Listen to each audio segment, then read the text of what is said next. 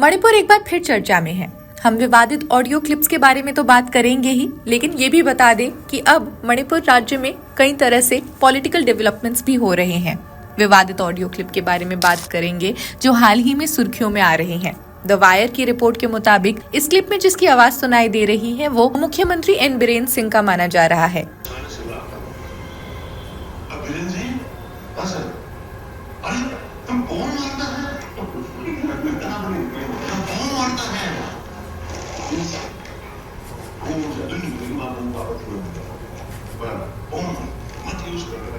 मैं आपको English translation कर देती हूँ साथ साथ, क्योंकि वहाँ की लोकल लैंग्वेज में बात हो रही है।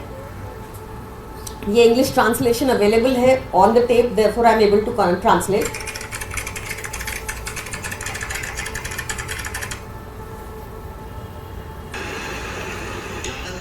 Then the case of two women paraded naked. How badly we were shamed.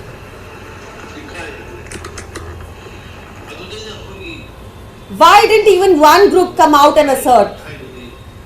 It was a bit difficult for me to speak out then, even though I've started speaking it out now.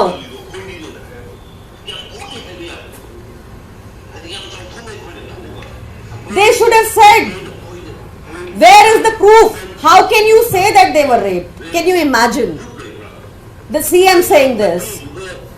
इस audio clip के release होने के साथ ही आम आदमी party ने इस पर चर्चा की।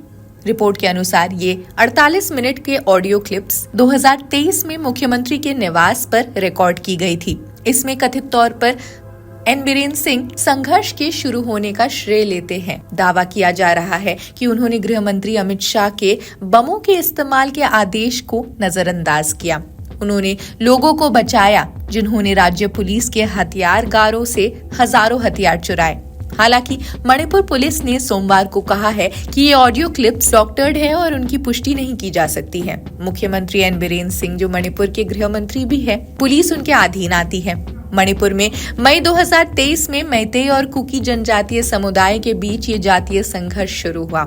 इस संघर्ष से कम अब तक 200 से ज्यादा लोग अपनी जान गंवा चुके हैं और 59,000 से ज्यादा लोग विस्थापित हो चुके हैं। ये रिकॉर्डिंग जून 2023 में केंद्रीय गृह मंत्री द्वारा गठित आयोग को सौंपी गई, जो कमेटी हिंसा के कारण और उसके फैलाव की जांच के लिए बनाई गई थी।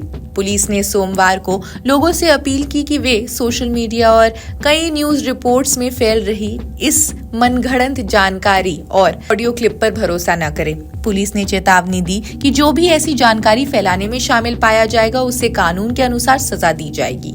पुलिस का कहना है कि पिछले 3 से 4 महीनों में मणिपुर में कानून व्यवस्था में सुधार हुआ और बड़े पैमाने पर हिंसा की घटनाएं भी नहीं हुई। हक की लड़ाई हिंसा तक कैसे आई? मणिपुर का एक कानून है जो कहता है कि मैतेई समुदाय सिर्फ घाटी में ही रह सकते हैं। उन्हें पहाड़ी क्षेत्र में जमीन खरीदने का कोई अधिकार नहीं होगा। यह समुदाय चाहता जरूर है कि इसे अनुसूचित जाति का दर्जा मिले। कोर्ट ने इस पर विचार करने का भी फैसला किया, लेकिन उससे पहले ही हिंसा शुरू हो गई। मणिपुर में ये संघर्ष सालों पुराना है। खुद मुख्यमंत्री मैतेई समुदाय से आते हैं। ऐसे में विपक्ष द्वारा लगातार उन पर आरोप लगा कि कुकी समाज के खिलाफ जो हिंसा हुई उसे सीएम का समर्थन मिला। इसी वजह से कुल 10 विधायकों ने अब खुद सीएम एन बीरेन सिंह के खिलाफ जांच की मांग की है। उनकी भूमिका को लेकर जांच की मांग की है। इसमें 7 विधायक बीजेपी के ही हैं। अपने तर्कों को मजबूत करने के लिए विरोध कर रहे विधायकों ने यहाँ तक कहा कि गृह मंत्री अमित शाह खुद सीएम को फटकार लगा चुके हैं। जिस तरह से आम जनता के खिलाफ बम का इस्तेमाल हुआ, उस बात से शाह नाराज थे। खैर, इस खबर में बस इतना ही। बाकी अन्य खबरों के लिए भी आप जुड़े रहिए जनसत्ता के साथ। शुक्रिया।